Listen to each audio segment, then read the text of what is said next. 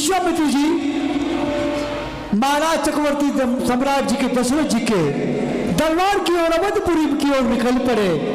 महाराज चक्रवर्ती सम्राट दशरथ जी अपने कुलगुरु वशिष्ठ जी के साथ राज्य दरबार में महामंत्री सहित विराजमान। महाराज की जय हो। महाराज विश्वामित्र जी द्वार पे आए हुए हैं। क्या कहा? ऋषिराज विश्वामित्र जी द्वार पर आए हैं? हाँ महाराज। गुरुवर। राजन, गुरु विश्वामित्र ब्रह्मर्षि हैं, इसलिए उन्हें द्वार तक लेने के लिए तुम्हें स्वयं जाना चाहिए। जैसी आज्ञा गुरुदेव। सुमंत जी शीघ्रता से पूजन की सामग्री ले आइए। चलो हम भी चलते हैं। सरयू नदी में स्नान करके, पवित्र जल को स्नान करके महाराज चक्रवर्ती सम्राट जी के दरबार की ओर पहुंच रहे हैं। इधर महाराज चक्रवर्ती सम्राट दशरथ जी, गुरु वशिष्ठ जी, महामंत्री सुमंत जी उनकी अगवानी करने के लिए जाते हैं। मुनि आगमन सुनता राजा, मुनि आगमन सुनता राजा, मिलन गए ओले विप्र समाज, मिलन गए ओले विप्र समाज, करी दंडवत मुनि सन्मानी, करी दंडवत मुनि सन्मानी,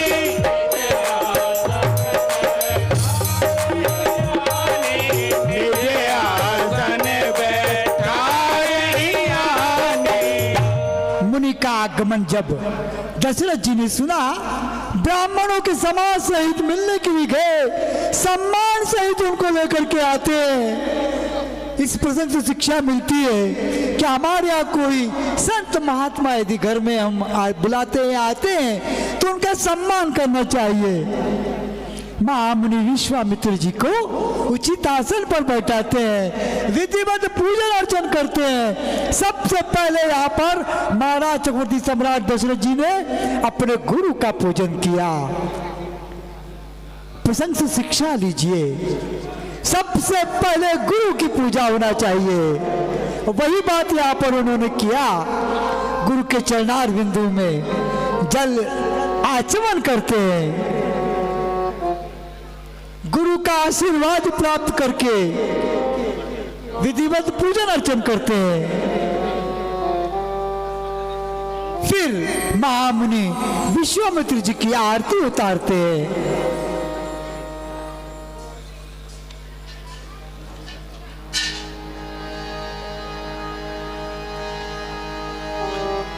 विधिवत पूजन कर रहे हैं। प्रसंग से शिक्षा मिलती है। देखिए, आप अपने घरों में यदि कोई संत आता है तो उसको इतना सम्मान दीजिए। संत की कोई जात नहीं होती, संत किसी भी धर्म का हो सकता है। संत को जब हम अपने घरों में बुलाते हैं तो उनको सम्मान दीजिए, क्योंकि संत की वाणी ही प्रभु की वाणी है, ईश्वर की वाणी है। संत के माध्यम से ही हम ईश्वर तक पहुंच सकते हैं।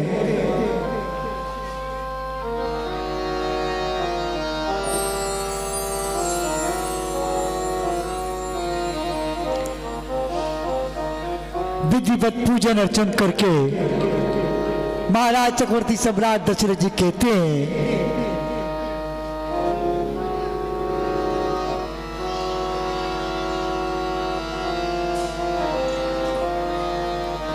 ऋषिराज को दशरथ का प्रणाम स्वीकार हो। चिरंजीव रहो राजन, कल्याण हो। बताइए ऋषिराज, सेवक के लिए कोई सेवा बताइए।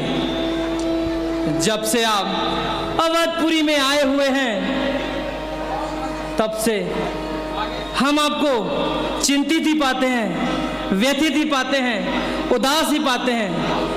इसका क्या कारण है? आज मैं आपके चरणों की रज लेकर धन्य हो गया ऋषिराज, धन्य हो गया।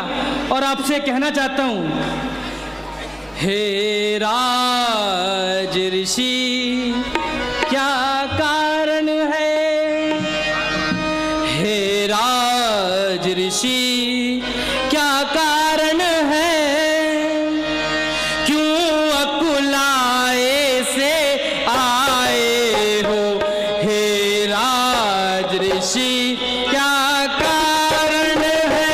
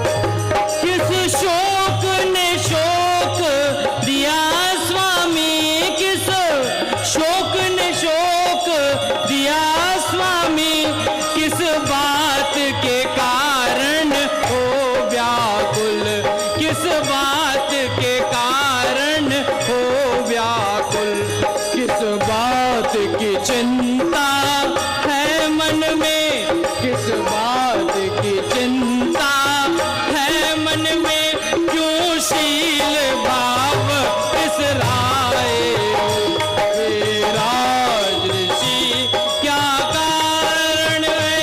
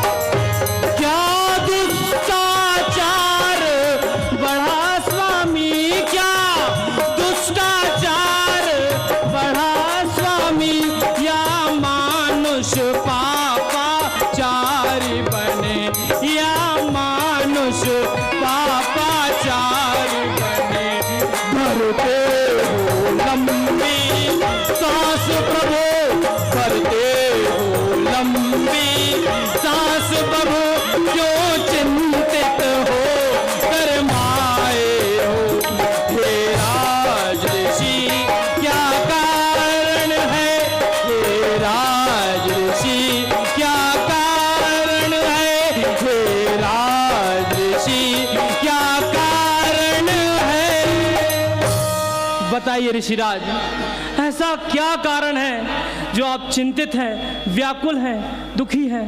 बताइए। यही तो व्यथा मेरे मन में है राजन, क्योंकि तुम्हें आजकल राज के सिवा और कुछ सूझता ही नहीं है। हो राज ऋषि या ब्रह्म ऋषि या ज्ञानी धूल रमाए हो राज ऋषि या ब्रह्म ऋषि या ज्ञानी धूल रमाए हो।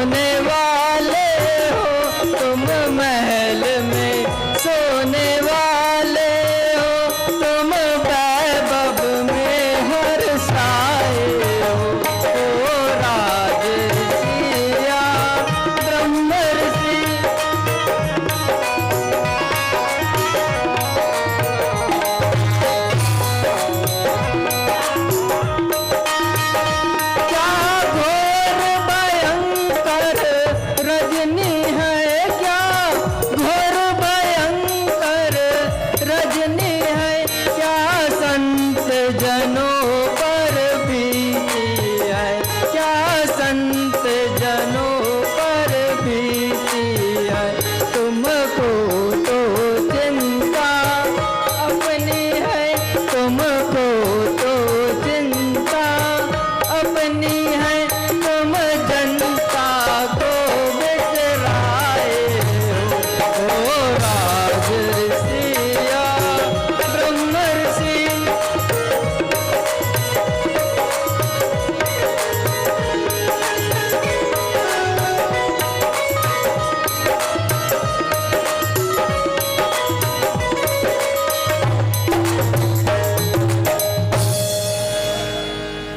ऋषिराज, आप चिंता न करें, यह दास आपके सामने खड़ा है। न कुछ मन में करो चिंता, न दम ठंडे भरो स्वामी।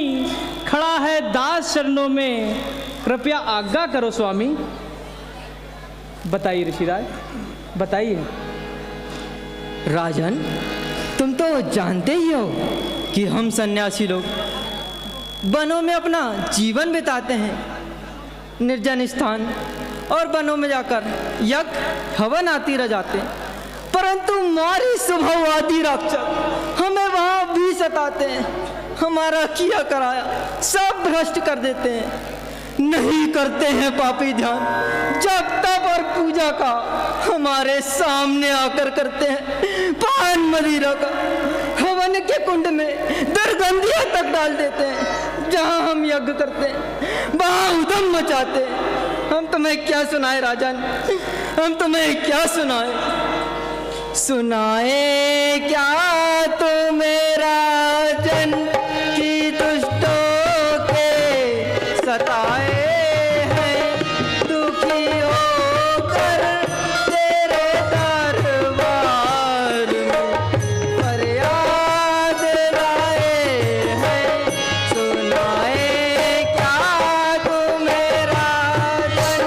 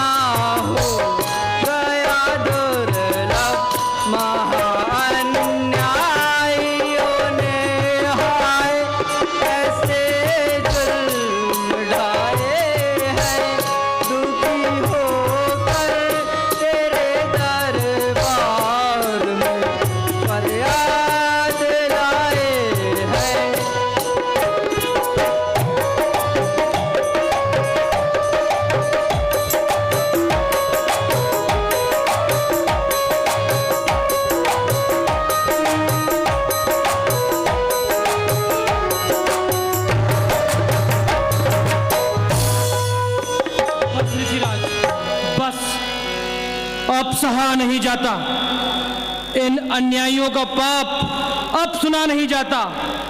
मेरा कर्तव्य है पहला, ऋषि की आन की रक्षा, करूंगा प्राण देकर भी तुम्हारे मान की रक्षा। और ऋषिराज, आपने ये वचन सुनाकर मुझे बहुत व्याकुल किया है, मुझे बहुत दुखी कर दिया है। महाव्याकुल बनाया है जो ये वर्णन सुनाया है। महाव्याकुल बनाया है जो ये वर्णन सुनाया है।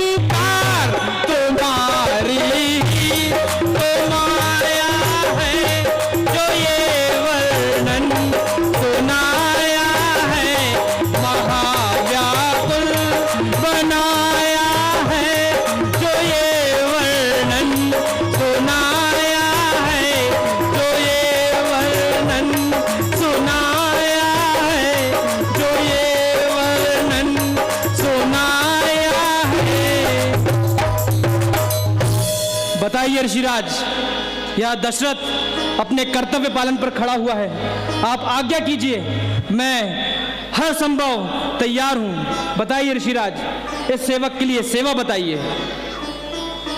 धन्य हो राजन, तुम धन्य हो। संसार में तुम जैसे ही धर्मज्ञ राजाओं की आवश्यकता है, परंतु इस कार्य हेतु तुम्हारा कष्ट उठाना आवश्यक नहीं। हाँ, हमारे हित में अगर कुछ करना ही चाहते हो तो केवल इतना कर दीजिए, आपके पुत्र राम और लक्ष्मण को हमारे साथ कर दीजिए, उनसे ही हमारे सारे कार्य सिद्ध हो जाएंगे और तुम्हारा यश संसार में अमर पद भी पाएगा। करेंगे हर तरह दोनों, यदि उद्धार दीनों का करो इस भांति करना है यदि उपकार दीनों का।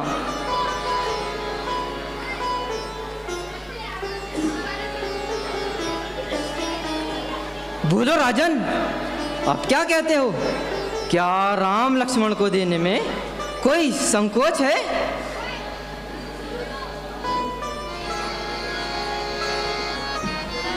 क्यों चुप क्यों हो गए हो? क्या रघुकुल ने भी कर्तव्य पालन छोड़ दिया है?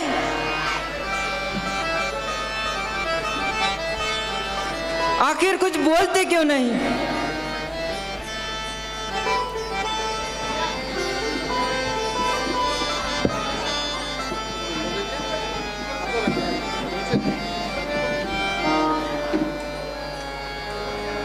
ऋषिराज, हाँ कहो, क्या बात है?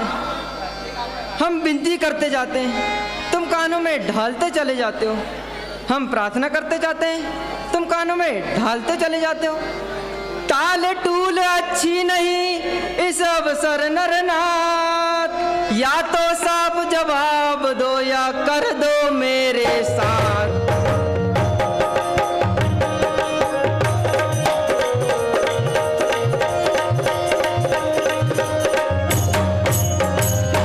कुछ कीजिए स्वामी दया, बालक है अनजान।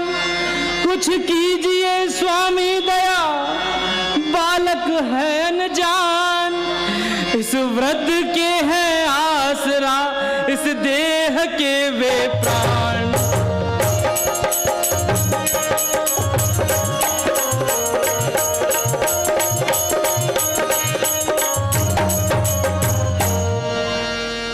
ऋषिराज, यह आप क्या कहने लगे? राम लक्ष्मण अभी बालक हैं।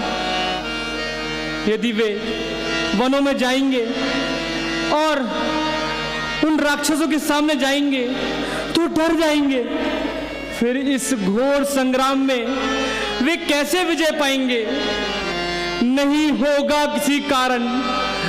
प्रभु इंकार आज्ञा में करूंगा प्राण भी बलिदान। मैं संतों की सेवा में, करो उपकार इतना, करो उपकार इतना। मत कहो ऐसे वचन स्वामी।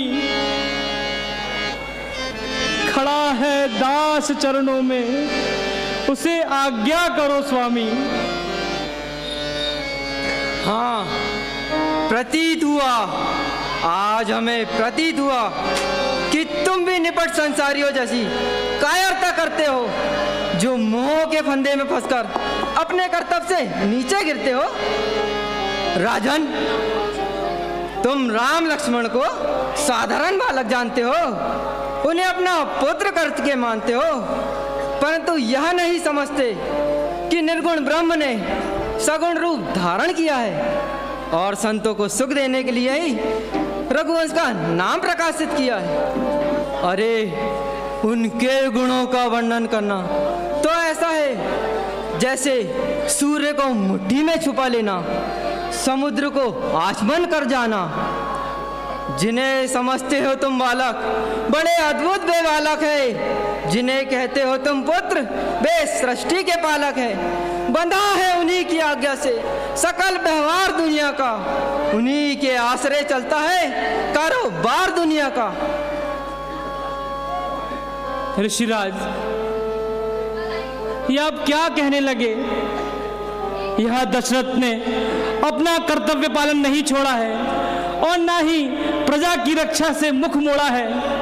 इसलिए दया करिए स्वामी और सेवक को ही साथ चलने की आज्ञा दीजिए। फिर वही बात, फिर वही कायरता। राजन, क्या सूर्यवंश की रीति इसी प्रकार निभाते हो? क्या ममता और मोह में फंसकर संसार में यश पाना चाहते हो? क्या महाराजा दिलीप के गौरव और भागीरथ की मर्यादा का यही पालन है? क्या हरिश्चंद्र के सत्य और रघु के यश का यही उदाहरण है? क्या निर्बल हृदय से प्रजा की रक्षा का भार उठाया है? क्या साधु सेवा का झूठा आडंबर रचाया है? ऋषिराज, बस बस रहने दो। हाँ, देख लिया अब क्षत्रियों के मन में कितनी दया, कितना कुल अभिमान और कितनी साहस वीरता है। भली बस दूर से ही है कहानी दूर की, ढोल की आवाज है केवल सुहानी दूर की। दशरथ तुम जैसे ज्ञानी को, दशरथ तुम जैसे ज्ञानी को इतनी बच्चों की ममता है।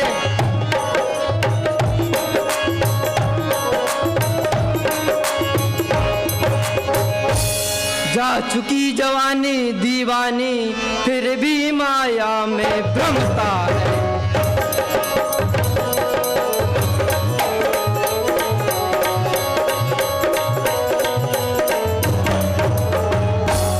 उपकार संत का करने में इतना विलंब, इतनी अड़चन, कुछ दिन को उनको देने में इतनी बातें, इतनी उलझन।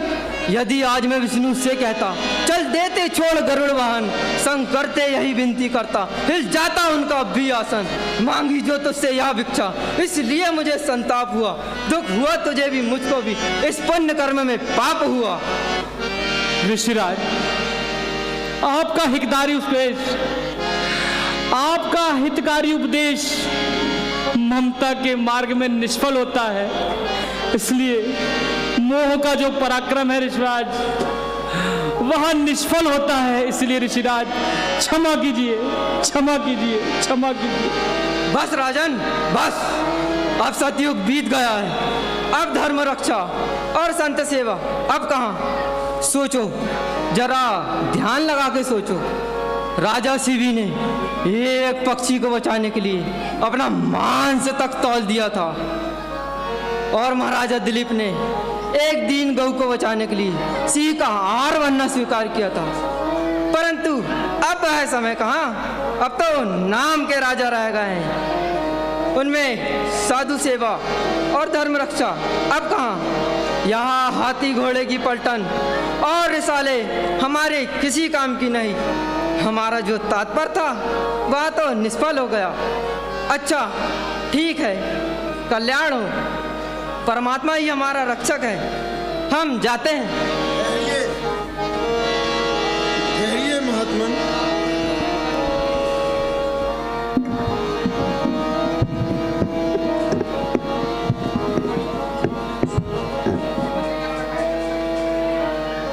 राजा दशरथ मोह में पड़कर कर्तव्य को भूल रहे हैं, इसलिए उन्हें समझाने के लिए एक अवसर और दीजिए।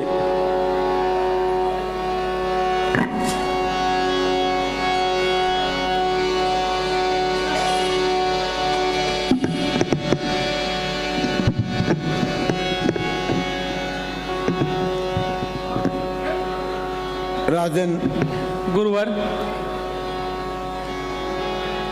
मोह को त्याग दो। तुम जिन्हें साधारण बालक समझ रहे हो वे साधारण बालक नहीं हैं। उनका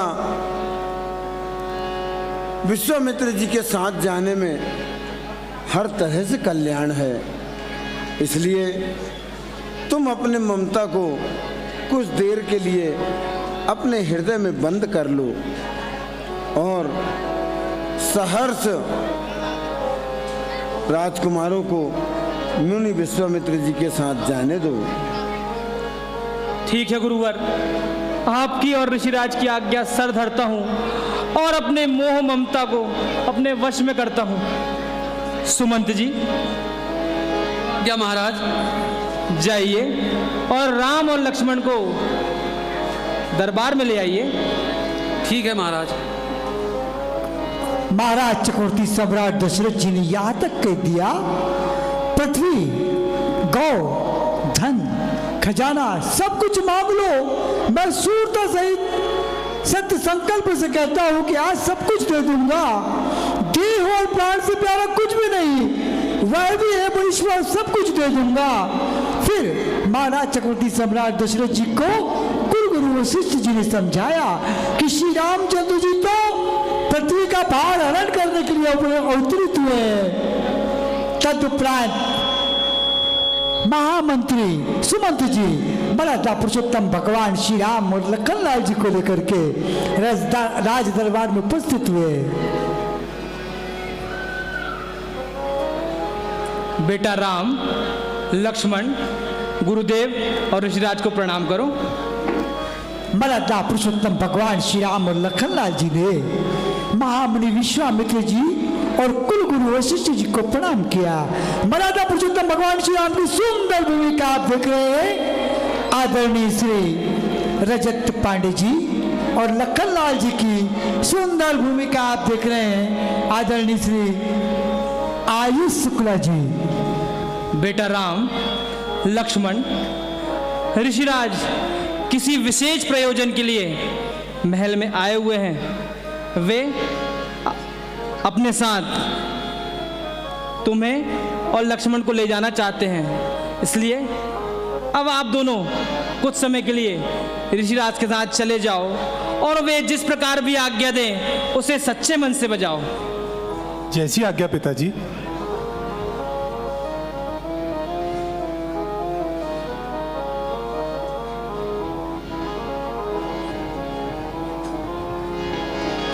यहाँ पर महामुनि विश्वामित्र जी को महाराज चक्रवर्ती सम्राट दशरथ जी मर्यादा पुरुषोत्तम भगवान श्री राम और लखनलाल जी को सौंपते हैं। लीजिए ऋषिराज, अपनी उम्र भर की कमाई अब आपको सौंपता हूँ। तुम्हें अर्पण है मेरे उम्र भर की जो कमाई है।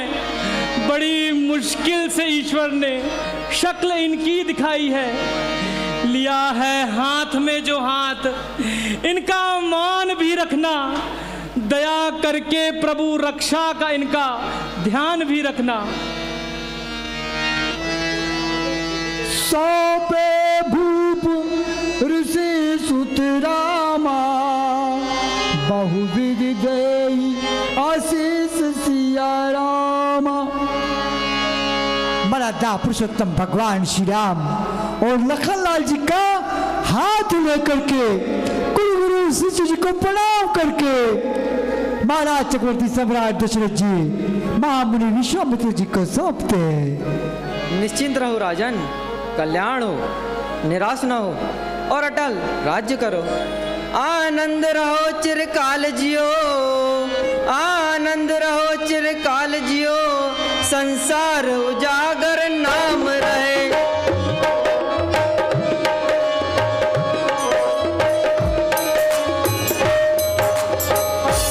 घर में कुल में जनता जन में सुख शांति का अंबार रहे।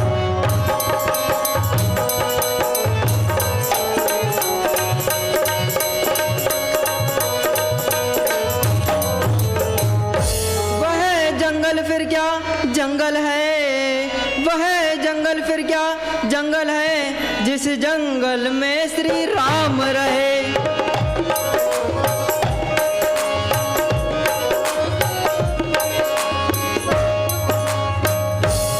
जब दुष्ट ने दुख पहुंचाए फिर दुष्ट दलन क्यों नाम रहे।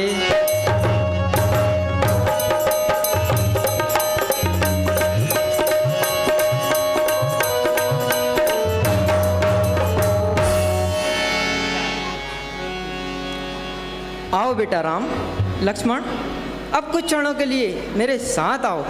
छोड़कर आराम सारे कुछ क्षणों के वास्ते, कुछ करो तुम कार्य भी योगी जनों के वास्ते।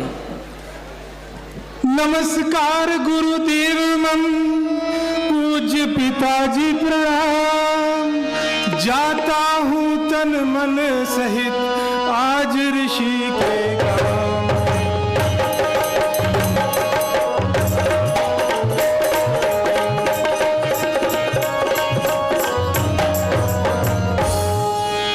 मर्यादा पुरुषोत्तम भगवान श्री राम और लखनलाल जी ने प्रणाम किया।